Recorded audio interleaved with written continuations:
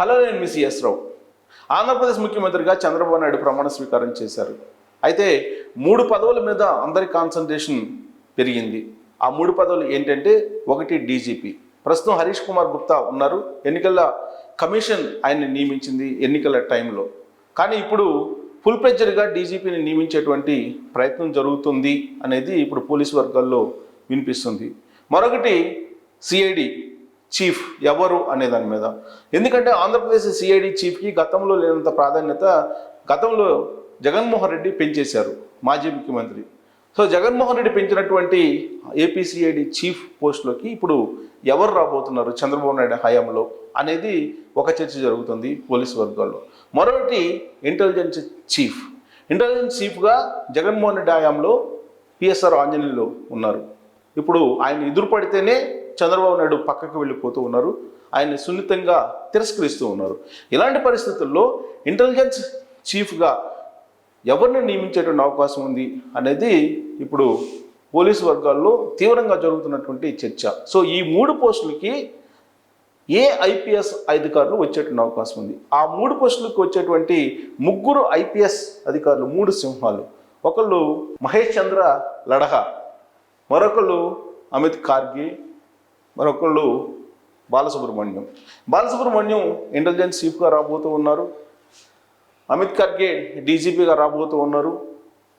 అలాగే ఏపీసీఐడి చీఫ్గా మహేష్ చంద్ర లడహా రాబోతూ ఉన్నారు అనేది ఇప్పుడు పోలీసు వర్గాల్లో బాగా వినిపిస్తున్న ప్రాచుర్యంలో ఉన్నటువంటి పేర్లు. ఇంతకీ ఈ 3 ప్రొఫైల్ ఏంటి, వాళ్ళు బయోడేటా ఏంటి, ఎక్కడెక్కడ పనిచేశారు అనేది చూద్దాం. సో ఇక్కడ అమిత్ ఖర్గే ఇప్పుడు 1993 బ్యాచ్ ఐపీఎస్ ఆఫీసర్. ఈయన 1993 బ్యాచ్ ఐపీఎస్ ఆఫీసరు. యాక్చువల్గా సీనియారిటీ లిస్టులో అనేక మంది ఉన్నప్పటికి కూడా ముఖ్యమంత్రి విశిష్టాధికారాలతో ఎవరినైనా నియమించుకునేటువంటి అవకాశం ఉంది.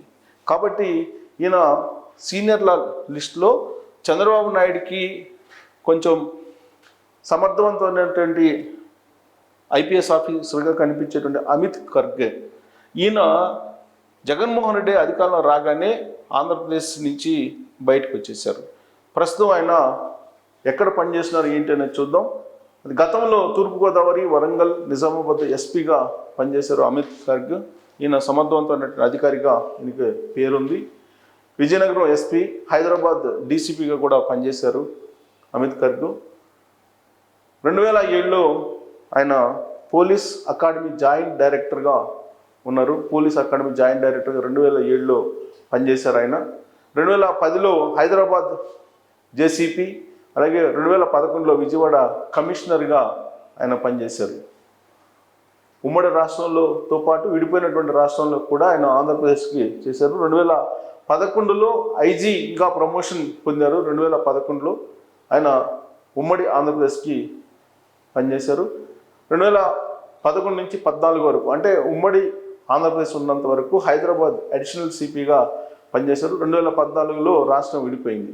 2014 నుంచి 2015 కాలంలో తెలంగాణ విజిలెన్స్ అండ్ ఎన్ఫోర్స్మెంట్ డైరెక్టర్గా పనిచేశారు ఆయన. 2015 నుంచి 2016లో విశాఖపట్నం సిటీ పోలీస్ కమిషనర్గా పనిచేసినటువంటి అనుభవం ఉంది. సో 2016 నుంచి 2019 వరకు ఏపీ సిఐడి చీఫ్గా పనిచేశారు. కీలకమైనటువంటి పోస్టులో ఆయన పనిచేశారు. చంద్రబాబు నాయుడు టెన్యూర్ ఇది.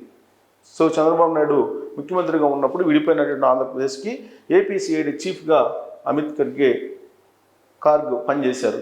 సో 2018లో అడిషనల్ డీజీగా ప్రమోషన్ వచ్చింది ఆయనకి. తర్వాత 2019లో state level police recruitment board చైర్మన్గా ఆయన వెళ్ళారు సర్వీసులోకి. 2019లో state level police recruitment board చైర్మన్గా వెళ్ళిపోయారు. అప్పుడే జగన్మోహన్ రెడ్డి అధికారంలోకి వచ్చారు. 2020 నుంచి Sardar Vallabhbhai Patel national police academy joint డైరెక్టర్గా ఉన్నారు హైదరాబాద్లో. ఆయన నేషనల్ పోలీస్ అకాడమీ జాయింట్ డైరెక్టర్గా ఉన్నారు. అంటే జగన్మోహన్ రెడ్డి అధికారంలోకి వచ్చిన తర్వాత ఆంధ్రప్రదేశ్ నుంచి ప్రత్యక్ష విధులకి దూరంగా ఉన్నాడు ఈయన. సో ఇప్పుడు 2020 నుంచి Sardar Vallabhbhai Patel national police academy joint director హైదరాబాద్లో ఉన్నారు. ఈయన అమిత్ ఖర్గే ఇప్పుడు మళ్ళీ తిరిగి ఆంధ్రప్రదేశ్కి వెళ్ళి ఆంధ్రప్రదేశ్లో కీలక బాధ్యతలు చేపట్టే అవకాశం ఉంది అమిత్ ఖర్గ్. సో ఈయన ఇప్పుడు డీజీపీ కాబోతున్నారు అనేది పోలీస్ వర్గాల్లో వినిపిస్తున్నటువంటి తాజా చర్చ. ఇక బాలసుబ్రహ్మణ్యం 1994 బ్యాచ్కి సంబంధించిన ఐపీఎస్ ఆఫీసర్. ఈయన ఉమ్మడి ఏపీలో ఇంటెలిజెన్స్ ఐజీగా పనిచేశారు. ఐజీగా పనిచేసినప్పుడు మంచి పేరు కూడా సంపాదించుకున్నారు ఇంటెలిజెన్స్ ఐజీగా. రాష్ట్ర విభజన తర్వాత ఆంధ్రప్రదేశ్కి బదిలీ అయ్యారు.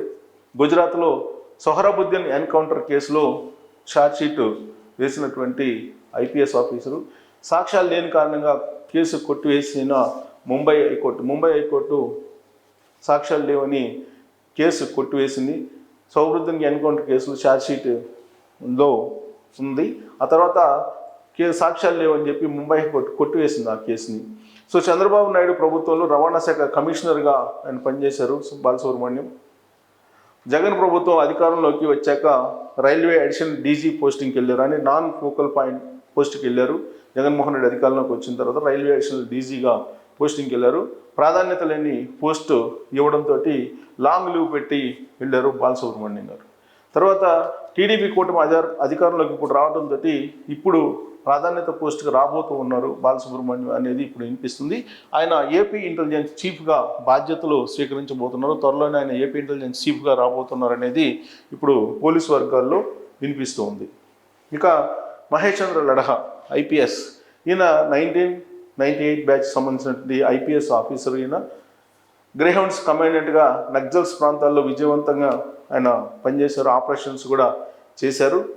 అలాగే జగన్ పైన కోడికత్తి దాడి జరిగినప్పుడు ఆ సమయంలో విశాఖ సిటీ కమిషనర్గా మహేష్ చంద్ర లడహా ఉన్నారు. ఆ సమయంలో సాక్షి మీడియా, జగన్ మీడియా, సొంత మీడియా ఆయన మీద అనేకమైనటువంటి నిందలు మోపుతూ న్యూస్ రాసింది.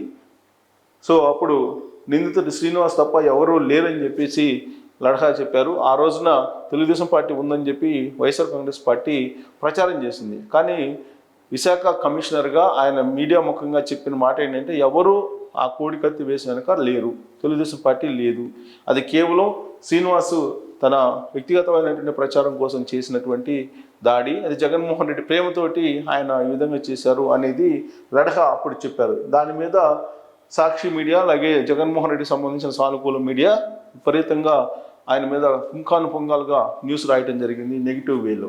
సో అప్పటి విశాఖ సిపి పైన వైసీపీ మీడియాలో తీవ్ర విమర్శలు వచ్చాయి. తెలుగుదేశం పార్టీ ప్రభుత్వానికి అనుకూలంగా వ్యవహరిస్తున్నారని చెప్పి మహేష్ చంద్ర లడహా మీద అనేక ఆరోపణలు వచ్చాయి.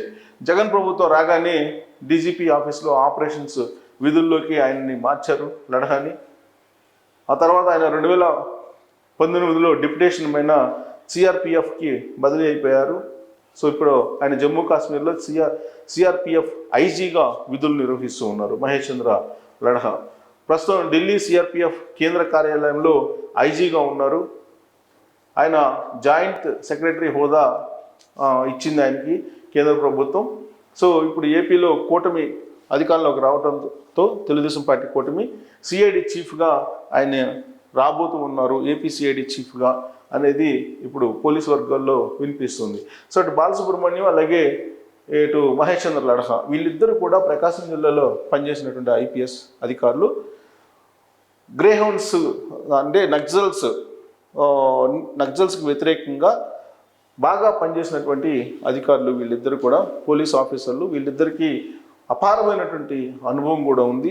ఇద్దరు కూడా సిన్సియర్ ఆఫీసర్స్గా పేరుంది. అలాగే అమిత్ గార్గ్ కూడా మంచి పేరుంది. సో వీళ్ళ ముగ్గురు ఇప్పుడు చంద్రబాబు నాయుడు ప్రభుత్వంలో కీలకం కాబోతున్నారు పోలీస్ డిపార్ట్మెంట్లో అనేది వినిపిస్తుంది. సో వీళ్ళు ముగ్గురు వస్తే అప్పుడు ఫుల్ ఫ్లెడ్జ్డ్గా చంద్రబాబు నాయుడు ప్రభుత్వం వేగవంతంగా పనిచేసే అవకాశం ఉంది. లా అండ్ ఆర్డర్ కంట్రోల్లో ఉండే అవకాశం ఉంది. ఆంధ్రప్రదేశ్లో ఇప్పటికే కంట్రోల్లోకి వచ్చింది. చంద్రబాబు నాయుడు ముఖ్యమంత్రిగా బాధ్యతలు స్వీకరించిన తర్వాత ఇక రాబోయేటువంటి రోజుల్లో డీజీపీ అలాగే intelligence chief, AP CID chief ఈ 3 పదవులు కనుక భర్తీ చేస్తే లా అండ్ ఆర్డర్కి సంబంధించి ఆల్రెడీ వాళ్ళ పనులు వాళ్ళు చేసుకొని పోతారు అనేది ఆల్రెడీ ఐఏఎస్లు ఐపీఎస్లకు సంబంధించి రివ్యూ మీటింగ్ పెట్టినటువంటి సందర్భంగా చంద్రబాబు నాయుడు 2019 నుంచి ఇటీవల వరకు కూడా జగన్మోహన్ రెడ్డి హయాంలో సివిల్ సర్వెంట్లు వ్యవహరించినటువంటి తీరు మీద ఆయన అసహనం వ్యక్తం చేశారు. అందుకే సివిల్ సర్వెంట్లు ఎగ్జిక్యూటివ్ సిస్టమ్ అనేది నిబంధనల ప్రకారం పనిచేయాలి అనేది ఆయన యొక్క ఆలోచన. ఆ చట్టంలో ఇమిడేటువంటి అధికారులుగా వీళ్ళు ముగ్గురు కూడా కనిపిస్తున్నారు. సో 3 సింహాలు ఇప్పుడు ఆంధ్రప్రదేశ్కి రాబోతూ ఉన్నాయి. ఆ 3 సింహాలతోటి చంద్రబాబు నాయుడు పరుగు పెట్టబోతున్నారు, పరిపాలన వేగవంతం చేయబోతున్నారు అనేది ఇప్పుడు లా అండ్ ఆర్డర్ విషయంలో, శాంతి భద్రతలు, ప్రత్యేకించి గంజాయి కానీ డ్రగ్స్ కానీ ఆంధ్రప్రదేశ్లో మారుమూల గ్రామాలకు కూడా వెళ్ళాయి అనేటువంటి అభిప్రాయం ఉన్నటువంటి క్రమంలో సమర్థవంతమైనటువంటి టాలెంట్ ఉన్నటువంటి ఐపీఎస్ ఆఫీసర్స్ని ఆయన ఎంపిక చేసుకోబోతున్నారు. ఆ ముగ్గురులో వీళ్ళు ఉన్నారు అనేది ఇప్పుడు పోలీస్ వర్గాల్లో వినిపిస్తుంది. సో వీళ్ళ ముగ్గురు మీద మీ అభిప్రాయం ఏంటి? చంద్రబాబు నాయుడు ఎంపిక ఎలా ఉండాలి అనే దాని మీద కామెంట్ రూపంలో మీ అభిప్రాయాలు తెలియజేయచ్చు. Thank you very much.